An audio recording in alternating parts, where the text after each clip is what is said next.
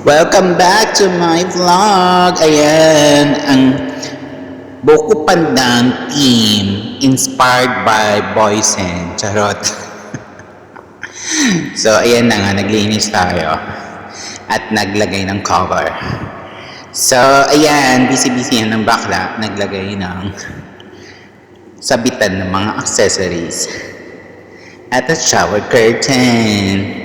At ayan, sa sobrang dumi, gumamit ako steel brush para matanggal yung makapit na dumi.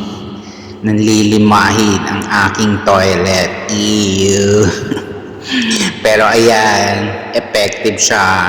In fairness, ang dumi na ng tubig.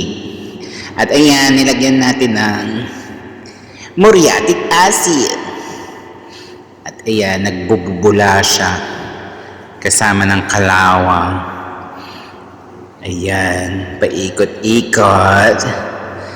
At ayan na nga, binanlawan ko after. Sinabon ko naman ng dishwashing plato yarn. At ayan nga, diba? Effective din yan. Wala akong detergent. Ayan. So, no choice tayo. Wala tayong scope ang may handle. Ayan, linisin natin hanggang baba. At ayan na nga, ang linis na.